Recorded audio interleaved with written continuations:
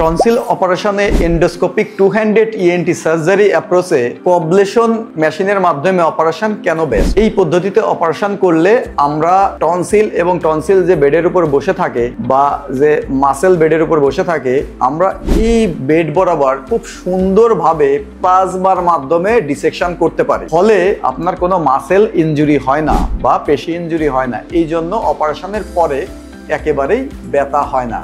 আপনি যখন খালি চোখে কবলেশন ব্যবহার করবেন তখন কিন্তু আপনার মাসেল ইনজুরি হতে পারে। ফলে আপনি কবলেশন প্রযুক্তি ব্যবহার করছেন, তারপরেও আপনার বাচ্চা বা আপনি ব্যথার কথা বলছেন। এর কারণ হলো আপনি যত মাসেল ইনজুরি কম করবেন অপারেশনের সময় তত ব্যথা কম হবে। দ্বিতীয়ত, এই পদ্ধতিতে কবলেশন প্রযুক্তিতে আমরা যখন অপারেশন করি তখন কোনো তাপমাত্রা তেমন বেশি উৎপন্ন হয় না। আমাদের বডির যে টেম্পারেচার তার থেকে সামান্য কিছু বেশি তাপমাত্রা তৈরি হয়। 40 থেকে 60 ডিগ্রি সেলসিয়াস পর্যন্ত তাপমাত্রা তৈরি হতে পারে, যেটা বডি টেম্পারেচার থেকে একটু বেশি। ফলে কোনো ডিপ বার্ন হয় না। এই জন্য পোস্ট অপারেটিভ ব্যথা একেবারেই হয় না। এবং আমরা যখন এন্ডোস্কোপ দিয়ে অপারেশন করি তখন কিন্তু কোনো রক্তপাতও হয় না। ফলে অপারেশনের পরে, অপারেশনের ঠিক 3 থেকে 4 ঘন্টা পরে আমরা আমাদের পেশেন্টকে ঠান্ডা পানি বা আইসক্রিম খেতে দিই এবং এরপর থেকে তারা তাদের স্বাভাবিক কাজকর্ম সবই করতে পারে। একটা বাচ্চার যখন আমরা অপারেশন করি, আপনি বাইপোলার বা ইউনিপোলার অথবা ডিসেকশন পদ্ধতিতে যখন করেন, তাকে কিন্তু 7 দিন বেড রেস্টে থাকতে হয়। যখন কবলেশন প্রযুক্তিতে আমরা অপারেশন করি তখন বলি নিয়ম কানুন মেনে পরের দিনই আপনি আপনার বাচ্চা স্কুলে যেতে পারবে, কোনো অসুবিধা নেই। বা আপনি যদি বয়স্ক হয় তাদেরকে বলি যে আপনাদের কাজকর্মে কোনো বাধা থাকবে না, আপনি বাসায় গিয়ে নিয়ম মেনে সব কাজকর্ম করতে পারবেন।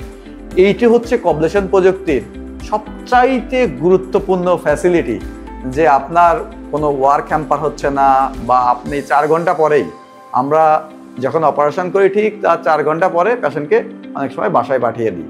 এবং এটা একটা একেবারেই ডে কেয়ার সার্জারি। দিনের বেলায় অপারেশন করে বিকেলবেলা চলে যেতে পারে, অথবা বিকেলে করলে রাত্রে চলে যেতে পারে, এরকম।